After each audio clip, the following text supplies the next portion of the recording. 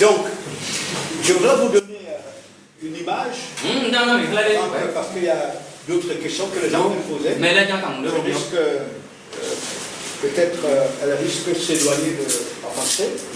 Pendant que nous venions ici l'autre jour, le vol que nous avons pris pour moi était une source d'instruction pendant près de 2-3 heures.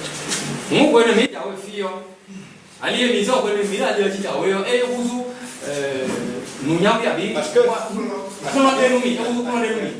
pendant la navigation, nous venions décomprendre comment fonctionnent les lois de l'univers.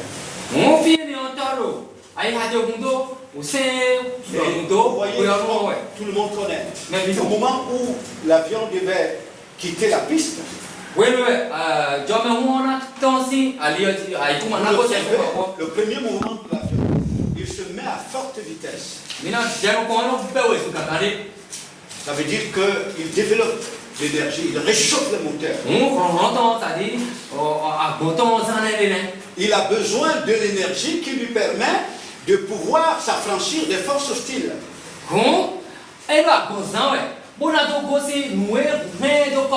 La première force hostile, c'est son poids.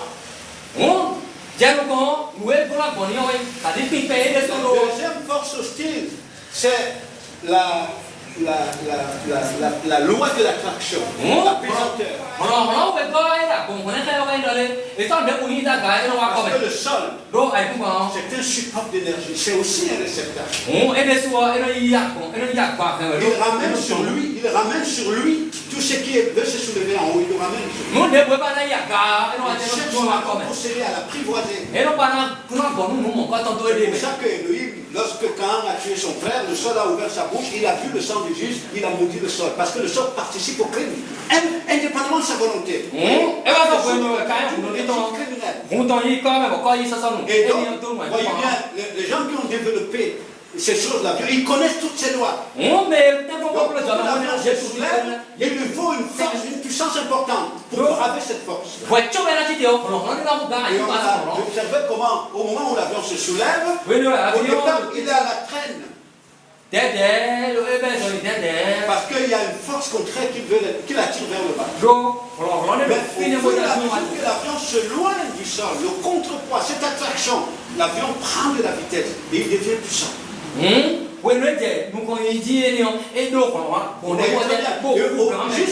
Jusqu'au moment où l'avion se met hors de la trajectoire de cette force d'attraction. Et il atteint le summum de la force. C'est une instruction. Et puis, pendant la marche, on se retrouve face aux turbulences. Et les turbulences, on se rend compte que c'est un vent qui est contraire, un vent très violent. Et vous savez que le vent, c'est l'expression des forces invisibles. Hein? Il ne fait pas de l'humain, le vent. Donc, les pilotes expérimentés savent que plus le vent est dangereux, plus l'avion menace de décrocher. On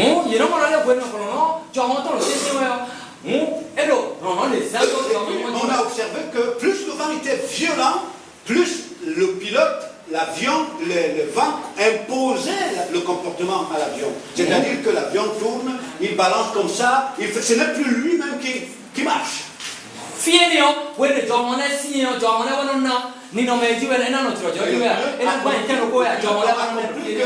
Pour sortir de ce vent, il fallait aller plus haut.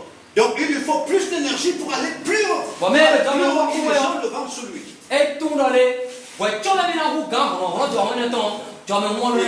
il est allé à 11 000 pieds, il a isolé le vent, l'avion a atteint la stabilité et la force. Ce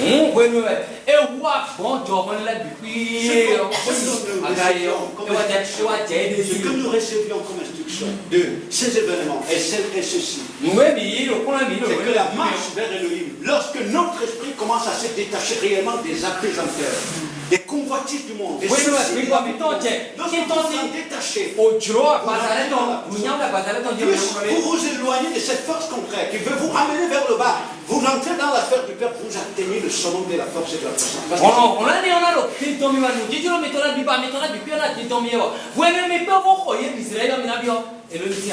Vous comprenez bien?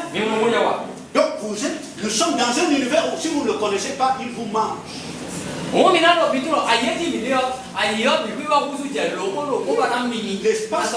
L'espace-temps pour Satan, c'est un centre de rétention pour les esprits naïfs. Il vous enferme dans l'espace-temps. Il fait de vous son prisonnier. Il fait de vous un support d'énergie pour lui. Il va vous tromper et puis vous devenez président. Vous pensez que vous êtes libre pour ça. Vous ne savez pas que vous êtes l'espace. Le Messie est venu sortir votre esprit de cet espace-temps. Vous l'amener dans le et en lui, comme nous le disons, il y a toutes les ressources, toutes les potentialités. Le Père des Écritures dit en lui et de lui m'a fait habiter quoi? Corporellement tous les mystères des gens. Et si vous percevez le Messie, vous n'allez pas vous abrutir dans les centres que vous connaissez à Satan. Nous allons mettre Yeshua, mais son ensemble il est soit d'autres. Il est. Et c'est là que vous sortez des contre-flancs. Vous devenez intelligent. Parce que l'héritage des fils du royaume, c'est quoi l'intelligence? C'est la force. C'est la puissance. C'est la gloire.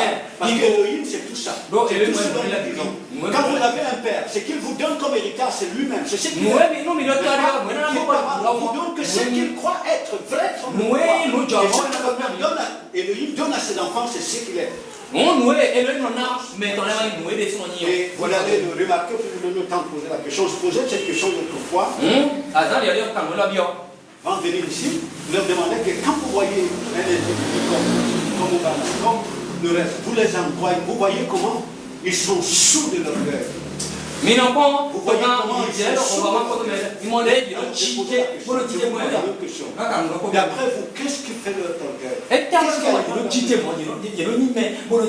C'est l'argent. Ce sont les armes. Ce qui alimente leur prétention, c'est le lien qu'ils ont avec l'esprit Vous comprenez?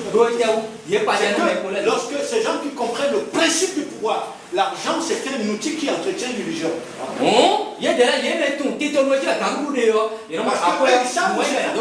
L'intelligence, la gloire. Mais on vous trompe que le pouvoir, l'intelligence c'est dans l'argent. Donc, on se sert comme on dit en guerre.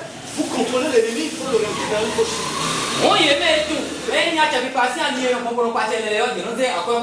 Les nations, ce n'est pas l'argent qui fait leur orgueil, mais c'est le fait qu'elles soient les puissances cosmiques.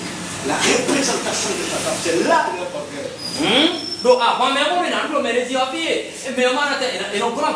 Ce qui fait leur puissance, ce n'est pas l'argent.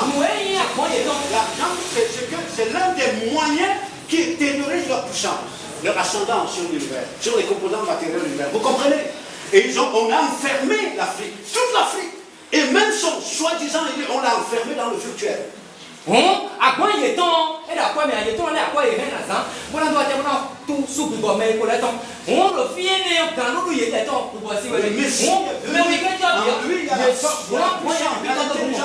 est venu nous affranchir de l'apesanteur. Et lorsque vous trouvez dans le Messie les ressources nécessaires, vous savez comment vous comporter face aux turbulences. Vous avez la connaissance des lois qui régissent l'univers. C'est celui qui sait comment se comporte l'avion quand il est face aux intempéries, n'est-ce pas?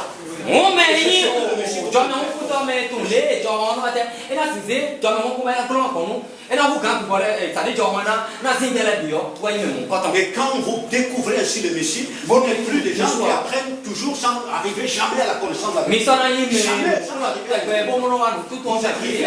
Parce que l'enseignement vous confère les repères. Les moyens qui vous amènent vers le repère, vers la source de l'intelligence. Vous pouvez être alimenté. Vous voyez, quelqu'un qui arrive quelque part, il sait que les gens ont besoin de l'eau. Mais lui, il connaît là où se trouve la source. Et chaque fois que vous voulez de l'eau, il vous dit attendez, je m'en vais puiser de l'eau pour venir vous donner. Et chaque fois il le fait. Ça veut dire que c'est quelqu'un qui vous a, mais il cherche à vous garder sous sa dépendance. Mais c'est lui qui vous aime, il vous montre où se trouve la source.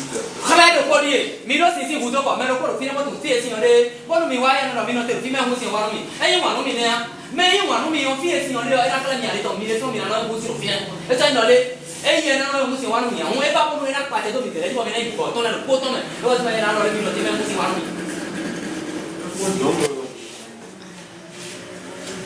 dans nos habits de langage, nous avons l'habitude de parler de première puissance, l'Amérique, les États-Unis, première puissance. Dans votre développement de tout à l'heure, vous aviez dit que l'Amérique n'est pas première puissance en dehors des Juifs. N'est pas arrivé. Je n'ai pas dit comme ça. À tout stade. Mais c'est pas ce que j'ai dit. Je crois que peut-être c'est pas ce que tout le monde a compris. Les Juifs ont contribué au développement des États-Unis. Oui, j'ai votre mémoire. Bon. Et j'ai aussi noté que le juif ne prend pas appui sur les lois cosmiques, les lois de l'univers. Bon,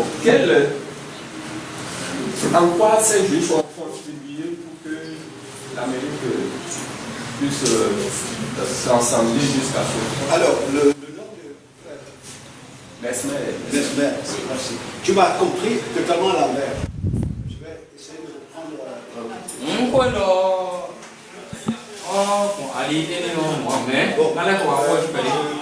Prendre peut-être une image pour essayer de me faire comprendre. Je crois que les autres ont certainement compris ce que j'ai dit au départ.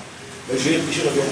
Quand tu vois, par exemple, le Bénin, la population béninoise n'est pas que composée des autochtones. Qui sont partis d'ailleurs, qui se sont naturalisés, ils sont devenus béninois, ils sont des béninois. N'est-ce pas? Donc ce n'est pas parce qu'ils sont partis d'ailleurs qu'ils ont acquis la nature béninoise qu'il faut rappeler qu'ils sont, je ne sais pas, indiens ou quoi. C'est-à-dire on dit ce sont des béninois.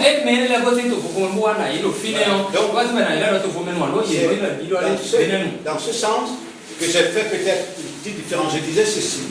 Ce qui fait la puissance des États-Unis, c'est une élite intelligentielle qui est surtout composée des descendants d'Israël. Et même si tu dire que presque tous les États du Nord, vous verrez et vous allez me voir ce que je n'ai pas dit tout à l'heure, la plupart, entre guillemets, la plupart de ceux que les Occidentaux présentent comme des grands philosophes, ils ont un arrière-plan. Vous verrez même que Hitler était de souche.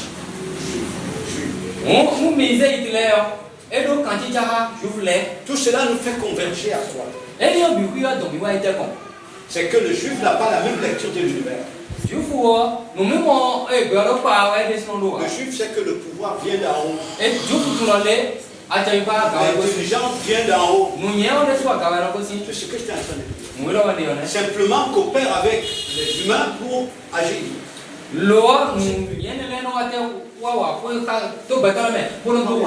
Donc pour le juif, pour percer les mystères, les lois de l'univers, pour arriver à domestiquer l'univers, il ne va pas le chercher dans le sol. Il sait que ça vient d'en haut. C'est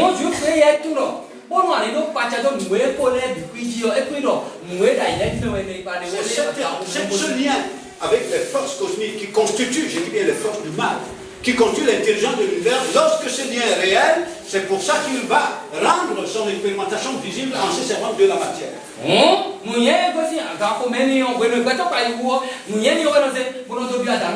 Alors, donc j'étais en train de dire que ce qui fait la puissance des États-Unis, quand on dit États-Unis, première puissance de quoi? Les premières puissances cosmiques. Quand on dit la puissance cosmique. Et puis, il y a le président Hollande qui disait bien, la France est un esprit. Donc, une nation, c'est d'abord un esprit. Et c'est surtout un esprit avant d'être un ensemble de composants matériels. C'est un esprit qui s'appuie sur l'ensemble des composants matériels. Plus l'esprit est faible, plus la nation est faible. Vous comprenez? Donc c'est cela. Donc vous verrez cela revenir. Non, alors je disais donc que ça vient, et ça vient de l'histoire du peuple.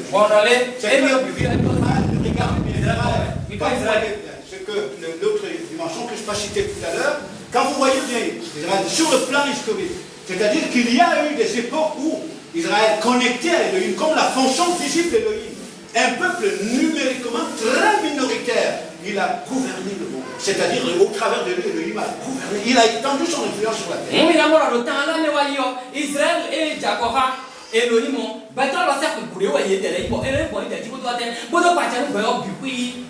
donc, cette histoire du peuple, la même à comprendre où se trouve l'âme du peuple, c'est en haut, ce n'est pas sur la terre. D'ailleurs, il y a un adage juif qui dit que les païens ont les racines dans le sol et les juifs ont les racines en haut.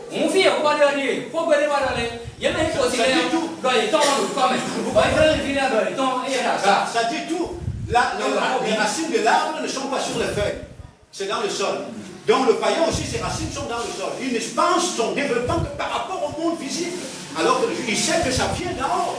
S'il n'y a pas de collaboration avec les forces invisibles, il ne faut pas transformer.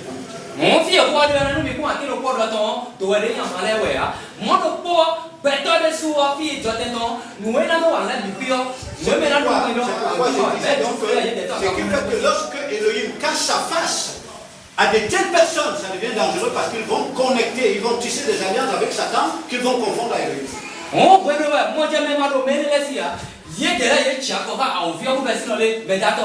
Mais des alliances avec Satan, ce sont des alliances humanistiques.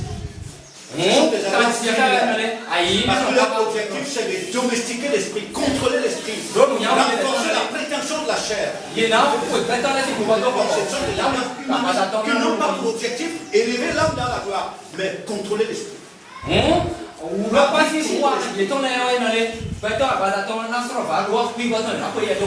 Donc voilà ce que donc quand on parle de la puissance, première puissance, on parle de première puissance cosmique. Les Nebuchadnezzar l'ont été, les pharaons l'ont été. Mais ce n'est que la fonction visible du pouvoir, fonction visible du pouvoir qui vient d'en haut.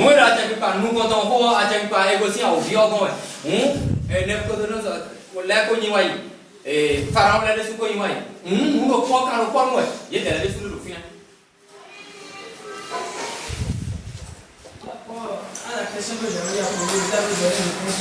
Je voudrais dire, si je comprends bien, selon Matthieu 7, il a été écrit que Yeshua disait là, que en ce jour-là, plusieurs viendront lui dire que n'avons-nous pas baptisé les gens sans ton nom, n'avons-nous pas guéri les gens sans ton nom, n'avons-nous pas ressuscité les gens sans ton nom. Je dirais ouvertement que je ne les connais point. Je ne les ai jamais connus. Mais c'est seulement ceux-là qui m'ont fait la volonté du Père qui vont entrer dans le royaume. Alors, si je comprends bien votre réponse, vous avez dit qu'il ne s'agit pas seulement de parler de la politique, mais c'est réellement l'identité de la personne. Le nom dont il parle là, réellement, on supposait que c'est le nom, c'est-à-dire les gens qui ont ressuscité les gens dans le nom de Yeshua, ils ont payé les noms des gens dans le nom de Yeshua. Et il dit qu'il ne les a jamais connus. Alors, celui-là qui n'a pas utilisé le nom de Yeshua, mais quand on appelle un autre nom, lui là, il a l'identité dans la tête. Et c'est avec l'identité qu'il a travaillé et il est resté dans la volonté du Père. Celui-là pouvoir rentrer dans le royaume sans appeler de sa bouche la politique de Yeshua. C'est ça. Donc, je vous souligne que quand on parle, votre identité s'exprime clairement dans vos pensées. Dans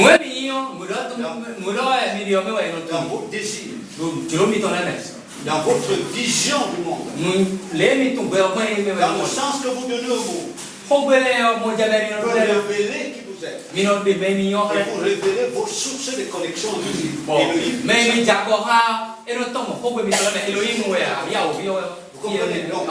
Votre identité révèle ce que vous êtes,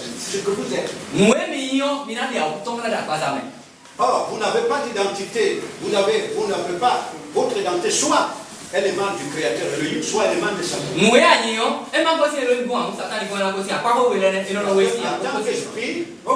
En tant qu'esprit, cela nous condamne à être des réceptacles. Est-ce qu'un récipient peut avoir du contenu dedans sans que quelqu'un l'ait mis? nous ne l'avons pas, nous ne l'avons pas, Un récipient peut-il avoir le contenu dedans sans que quelqu'un l'ait mis? N'importe qui, entre nous ici. Tu dors comme le frère Francis est là, il dort le matin avec sa famille, et le soir il dort. Il ferme les portes partout. Il laisse les assiettes sur la table. Et la plupart du temps couvert. Il revient le matin quand il voit que les assiettes sont remplies. Quelqu'un passe par ici. Vous voyez? Parce qu'aucune assiette ne peut avoir du contenu sans que quelqu'un l'ait. Si vous pensez, si vous avez la compréhension, ça veut dire qu'il y a quelqu'un qui se projette au travers de vous, soit le Créateur ou Satan. Vous comprenez? Si c'est le Créateur qui se projette au travers de vous, vous marchez comme le Messie a marché. Parce que vous avez la même identité. Vous tirez la force et la puissance de lui. Mais si c'est Satan qui se projette au travers de vous, vous marchez comme Satan veut. Là, le mystère de l'homme. Et c'est important. Je voudrais vous parler brièvement du signe de la bête.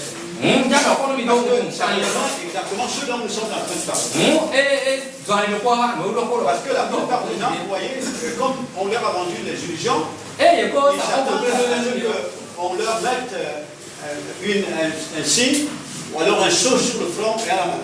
Et ça, c'est une chose qui a été expressément vendue par les maçons, par les francs-maçons. Comme ils savent que la masse est ignorante, on vous vend des illusions. Comme ça, pendant que vous êtes en train d'être marqué, et vous êtes même marqué, vous attendez notre marquage.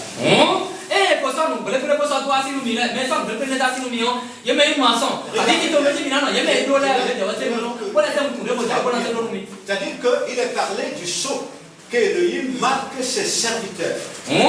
Et il est parlé aussi du sceau que Satan va marquer ses adeptes. Le sceau de Satan. Le sceau que Élohim marque ses serviteurs, c'est son identité qu'il leur donne. C'est son vertu qu'il leur confère. Et puis quand vous voyez dans Apocalypse 4, il y a 4 anges qui avaient la charge de faire du mal à la terre. Il y a un 5e plus puissant qui dit aux 4 premiers anges, ne faites pas encore de mal jusqu'à ce que soit marqué du sceau les fidèles d'Élohim. Le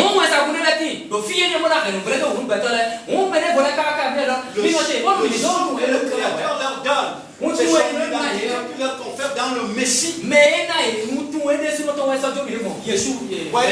C'est le sceau qu'il leur donne. Et ils sont en train d'être marqués. Et ils ont la même identité que le Messie. Et ils marchent à la et tirent de lui la force, la puissance, l'intelligence.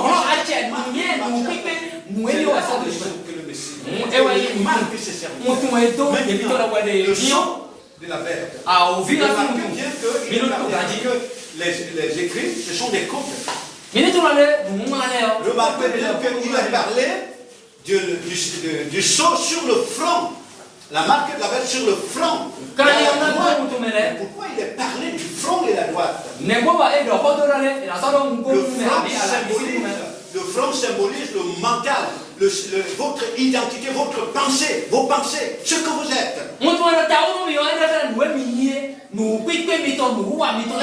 Et comprenez la droite, quand on parle de la droite, Elohim disait à Israël, c'est sa droite, ou le Messie à la droite d'Elohim. Il est sa fonction visible. C'est le travail duquel il rend visible son action.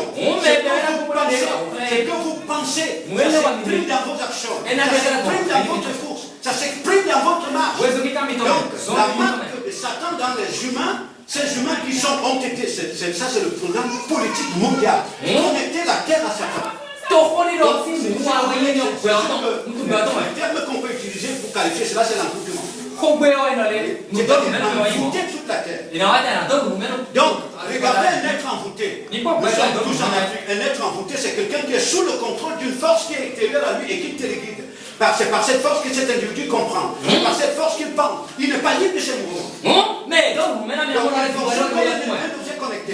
Donc, la main droite, ce sont vos actions. La manière dont vous marchez. C'est bien les vertus, la pensée, l'identité de Satan qu'il confère à l'humanité.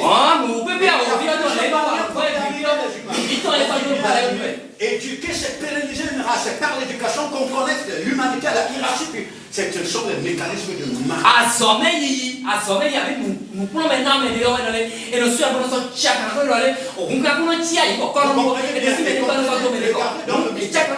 Les individus qui sont marqués du sang de l'identité de Satan, regardez bien. Les individus qui sont marqués de l'identité de Satan, ils ne se reconnaissent pas dans le monde. Parce que derrière le monde que vous voyez s'agiter, il y a une énergie. Et quand c'est la même énergie qui est en eux, il y a une attraction. C'est ça qui est dit qu'au moment où la bête va s'élever, elle va s'élever et dit tous les peuples de la terre vont l'adorer. C'est ça reconnaître en lui.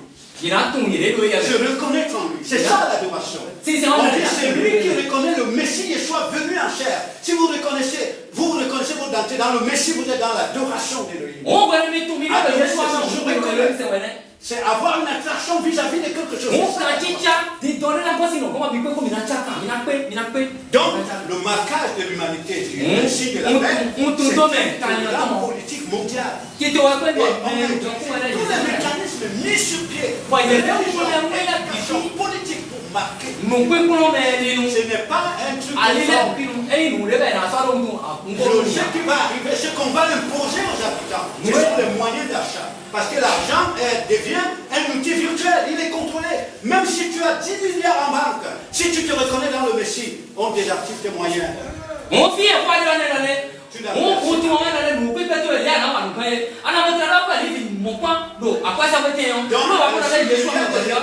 manière que Jésus est en train de marquer de son sort, conférer son identité à ses élus, de la même manière, la terre est en train d'être marquée du sceau de Satan. Il y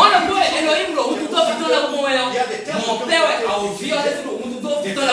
hautement mystiques et méchants. On a annoncé le 21e siècle comme celui de l'expression de l'esprit dans la matière. Quel esprit? L'esprit de la conscience cosmique. C'est ça le mécanisme de marquage. Donc, au point que nous sommes arrivés à un niveau où il y a des individus qui ne se reconnaissent que dans le monde. Ils ne se reconnaissent plus en Elohim. Elohim est pour eux un Elohim. Dans la droite, ce sont vos actions. Votre agitation, vos réalisations, vos courses. On peut savoir qui vous êtes. Est-ce que vous êtes entré dans l'arche de Noé, qui est le Messie, ou alors vous êtes en train de rentrer dans cet arche qui va être détruit?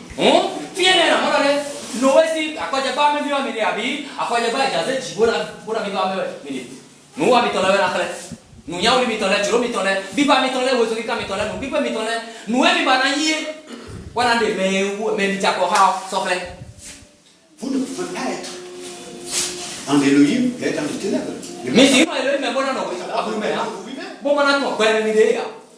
Vous ne pouvez pas transformer la lumière en ténèbres. On ne peut pas inverser les choses. C'est-à-dire faire de Elohim ténèbres, faire de Satan lumière. À travers les apôtres, ceux qui sont saoulés, ceux qui se saoulent, parce qu'ils sont de la nuit, ceux qui sont du jour, ne sont pas saoulés, c'est-à-dire ne perdent pas d'intelligence.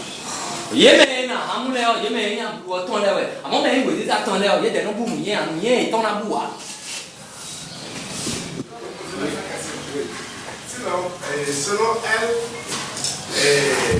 d'après la citation que vous avez faite du pape, oui, que elle est en train de comprendre que celui qui est allé au bois, ce n'est pas Yeshua que nous utilisons ici. Oui. Que, or, pour elle, c'est celui qui est allé au bois, qui a été crucifié, qui s'est manifesté avec les disciples. Oui.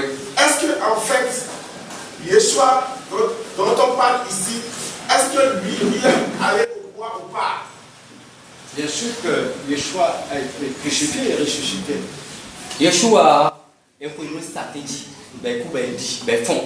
Donc, la résurrection étant bien la preuve tangible qu'en lui, le Père a pourvu à toutes les ressources nécessaires pour nous sortir de la domination de Satan.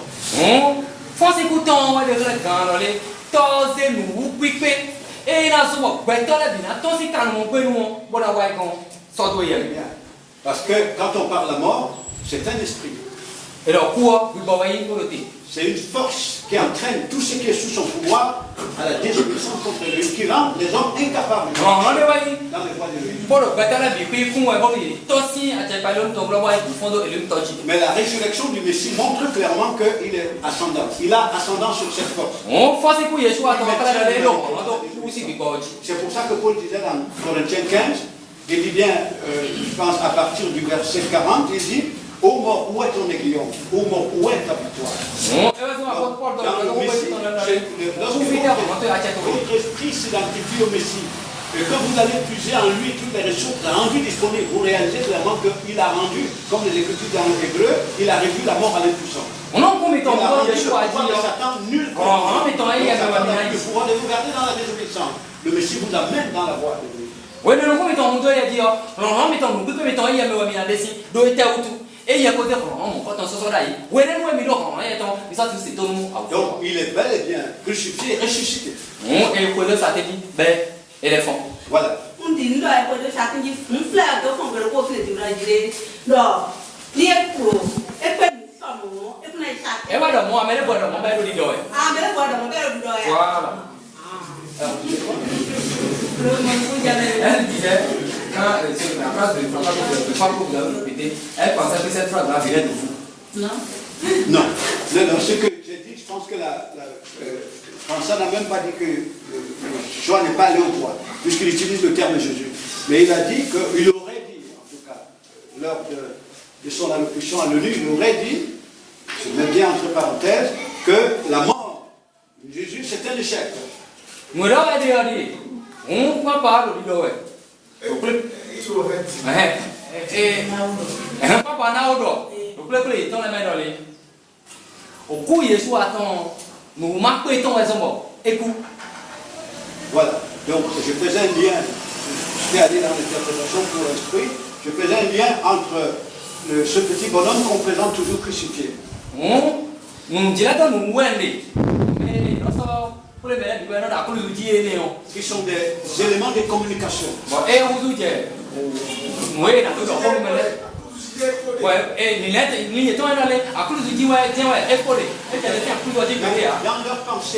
Dans leur pensée, parce que ce sont des personnes qui ne sont pas des naïfs, ils comprennent clairement comment le monde fonctionne.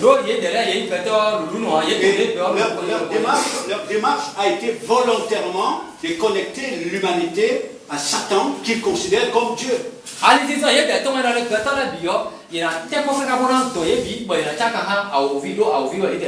maintenant, ayant entraîné les milliards d'individus qui se réclament de Jésus mais gouvernés par Satan, donc pour eux c'est des éléments de langage pour dire, voyez, ces individus, ils croient en quelqu'un qui a dit leur donner la victoire sur la mort, c'est-à-dire leur délivrer de la conscience du monde, mais ils sont gouvernés par cette conscience. Donc ça veut dire que lui-même a été vaincu par la mort.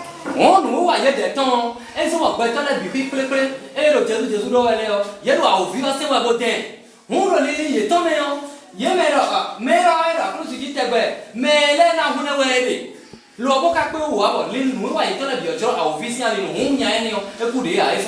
Voilà, donc ce sont des individus qui maîtrisent très bien les outils de communication. Ils savent que communiquer, ce n'est pas simplement émettre des sons vocaux. On communique par les images, on communique par les masses qui sont gouvernées par une conscience.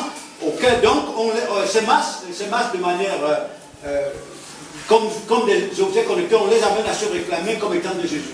Jésus est en moi, mais étant gouverné par la conscience.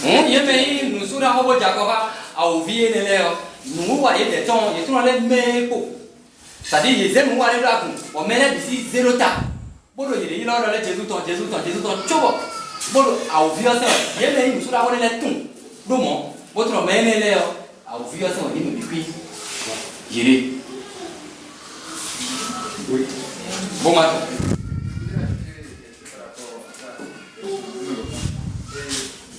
Lorsqu'on regarde même dans la Bible, là, en regardant la pensée de Jésus, on voit que l'œil est différent de ce que la Bible nous prescrit.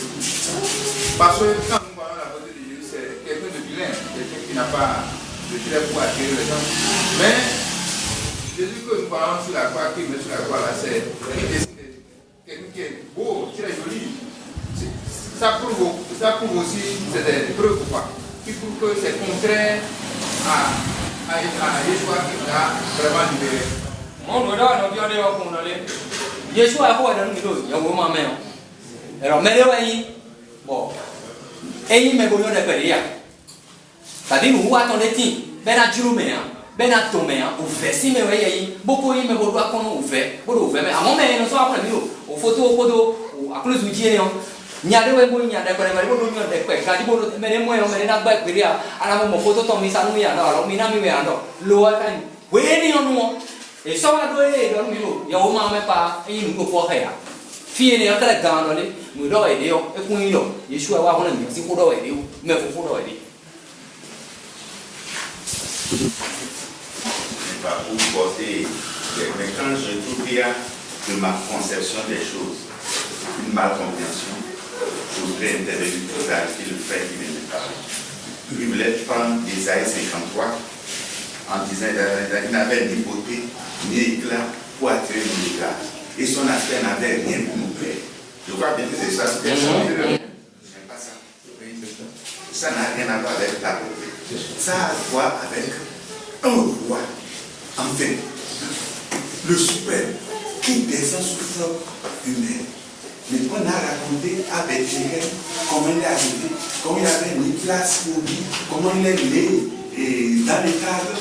Mais est-ce que ça attirait un regard d'un enfant qui est né dans une porcherie? C'est de ça que Isaïe voulait parler, pas du corps physique, pas de la beauté physique, mais les conditions dans lesquelles il est né, où personne ne pouvait vraiment considérer qu'un roi pouvait être né dans ces conditions-là. Donc ce n'est pas la beauté physique qu'il s'agit. C'est tout ce que j'avais voulu.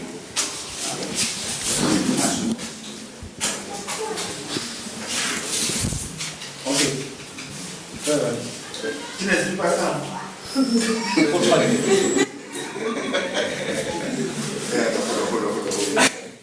Amen. On me donne. Non, mais tu m'as dit, nous avons vu les gens, Isaïe 53, c'est quoi nous avons eu Yeshua pour finir. Et puis, nous avons pour le photo, il est où? Si il dit donc, nous avons quand même gagné, car si il dit donc, mais c'est là, gagné, là, tu gagnes pour moi. Là, nous avons bien fait un et qu'on y va. C'est-à-dire, nous mettons pas dans ton photo, nous y ton photo, il dit. Vous me permettez, moi, selon ma compréhension, c'est les deux. Que ça soit physique, que ça soit naissance, et la façon dont il est né, c'est né dans un. Tout ça l'a compris, selon moi. Donc, c'est à vous de nous de passer par la parce que moi, je sais que ça soit ça. C'est physiquement corporel là. Que ça soit là où il est né, tout ça là. Chez moi. S'il n'y a pas à diviser, bon. S'il n'y a pas de division, ça y est, les deux compris chez moi. Moi, j'ai compris. Je ne sais pas si ma coopération est pour que ça soit un peu plus. Ok, quand nous quel lien tu fais quand tu dis les deux pour toi vont ensemble? Oui, et selon l'explication du frère, c'est que sa côté physique là, c'est pas ça que la vie est en train de parler. Mais ça y est, son parcours, quand il est né dans il n'est pas né comme un roi. Comme un roi. Il est né comme un enfant simple, un enfant pauvre. Donc lui il a pris seulement ce côté. Moi j'ai pris ce côté, plus sur la côté physique que Jésus a. On ne sait pas si je suis. Parce que nous, c'est la Bible. Romain tout le monde. Mais la Bible en fait, tout le monde peut en dire ce qu'il a. Il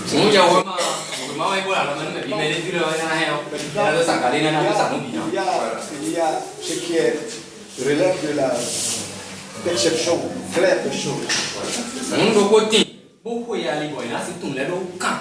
Ce qui est important de comprendre, c'est que le monde dans lequel nous sommes a son concept de beauté.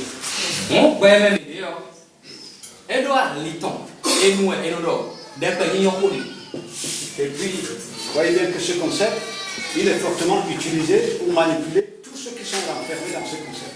Bon, juste vous donner l'exemple de ce qui se passe. Non, mais dans le nord, en ce moment, c'est que lorsque vous allez dans les grandes surfaces commerciales, non, mais lorsqu'un produit de consommation est pas bon, on le met dans un emballage qui a des couleurs très fortes.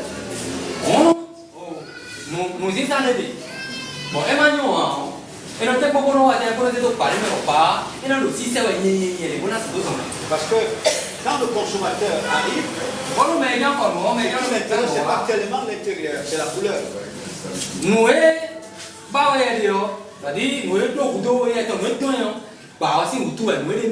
voyez très bien. Voilà. Donc, vous avez des voitures qui ont des couleurs. Les maisons ont des couleurs. Et donc, vous avez l'homme dans la dimension psychique, son concept de couleurs, il s'inspire de tout ce qu'il voit. Son concept de beauté.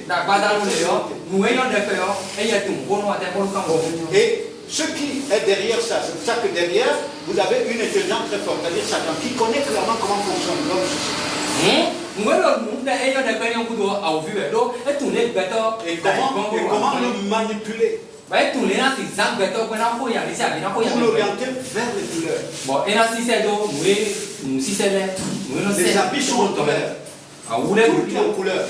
Et maintenant, ce que le Messie vient nous révéler, ce qui vient nous révéler. Elohim, c'est le principe de la beauté. C'est lui qui est le principe de la gloire. C'est lui qui est le principe de la puissance. Le Messie vient détourner l'homme des couleurs pour le ramener vers le vrai. Dans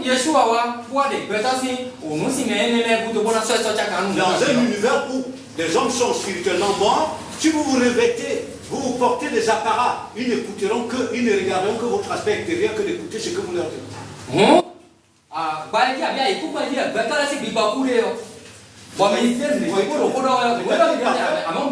Le Messie, c'est pour ça que le Messie, il révèle à Israël sa véritable identité qu'Israël avait abandonnée pour courir après les couleurs.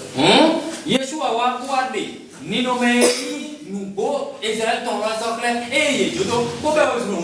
cette raison qu'il fait un lien avec Jean le Baptiste quand il dit aux Juifs, qu'est-ce que vous êtes allés voir dans le désert? Est-ce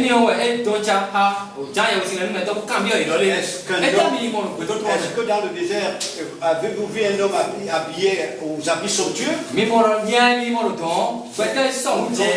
Jean le Baptiste, dans les apparences, c'était comme un clochard. Mais toute la foule courait après lui à cause de l'intelligence qui s'est dégagée de lui. Donc, ce que le Messie nous révèle, c'est que l'homme, la puissance de l'homme, la beauté de l'homme, ce n'est pas dans le physique, mais c'est dans le retour vers le Père. Qu'il communique avec le Père.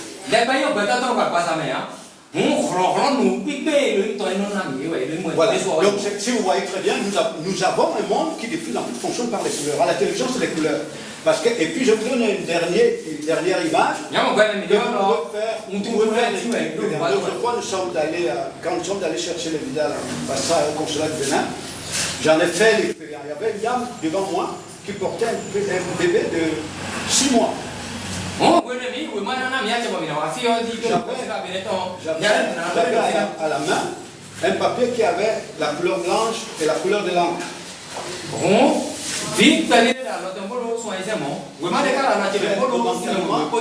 Réussi à faire oublier à l'enfant sa mère parce que je lui montrais ces couleurs. Il menaçait de partir de sa mère pour venir vers moi.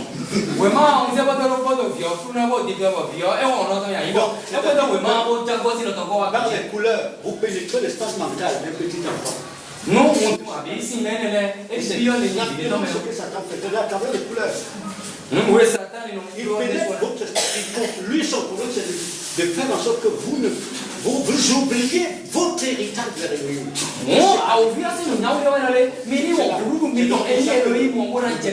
Yeshua n'avait rien qui attirait le regard des hommes. Pour vous révéler que l'homme, ce n'est pas l'extérieur, c'est ce que Jésus, ce qui vient d'en haut. Donc, ce que je veux dire à ce sujet, c'est cela. Je pense que sur ce plan-là, ce que le frère Emmanuel a dit, il n'y a pas de contradiction. Voilà, avant la prière, je crois qu'il n'y a plus d'autres questions. Avant que vous posiez les dernières questions, je vais simplement vous rappeler ceci, qui traversait mon esprit à l'instant même. C'est que là où réside toute la puissance du Messie, quand il vient d'en haut, il connaît son ennemi. Mieux que son ennemi ne se connaît.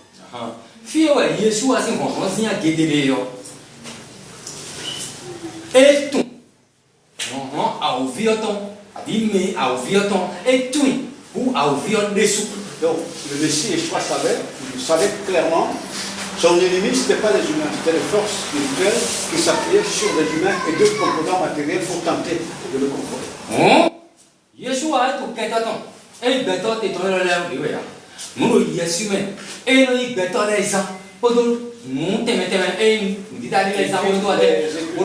Nous rappelle que, comme Paul le disait aux disciples, vos ennemis ne sont pas des êtres de sang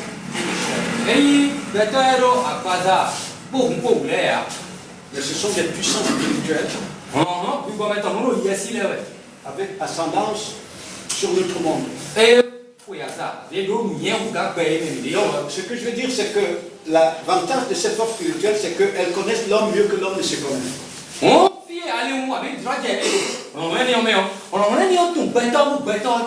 Contrairement au Messie qui lui connaissait son adversaire mieux que l'adversaire ne se connaît. Donc, quand vous avez un adversaire qui vous connaît mieux que vous ne vous connaissez, vous partez vers vous.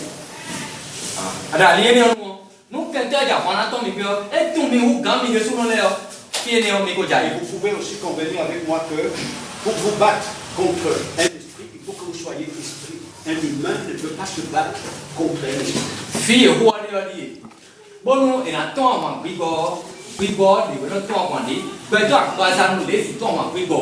C'est ce que souvent on a tendance à ne pas comprendre. C'est c'est pour ça que si vous-même vous n'êtes pas esprit, mais la nature supérieure, dans le Messie, vous ne pouvez rien.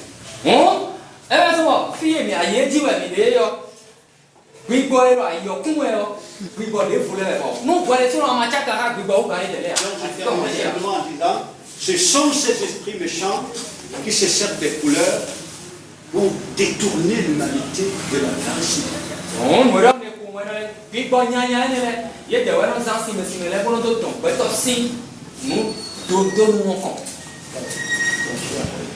Merci.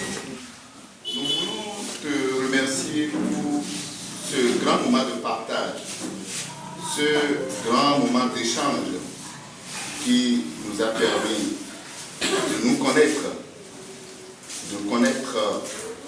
qui est ton Fils, le premier-né de la création que tu nous as donné comme modèle, et qui est le Père. Dans quel monde sommes-nous et quels sont tes objectifs pour la création? Nous te rendons grâce pour ces moments féconds qui permettraient en fait à nous qui te cherchons avec un cœur empressé d'entreprendre le processus de vidange pour que les racines souillées sur lesquelles nous sommes bâtis soient desséchées et nous permettent véritablement d'être collés au Père. Nous voulons, Père éternel, toi qui sondes les cœurs et qui connais la disposition de tout un chacun ici, t'appeler à ton secours parce que nous savons que la force d'attraction qu'exerce la terre sur laquelle nous sommes, elle est forte. mais nous savons aussi qu'à un cœur disposé, tu réponds toujours positivement. Et nous te prions, Yahvé Adonai, de venir à notre secours, d'achever le processus que tu as compris en nous, afin que nous prenions véritablement l'ascension vers le haut, pour véritablement être collés au terre. C'est au nom de notre Adonai Yeshua que j'ai prié. Amen. Amen. Merci.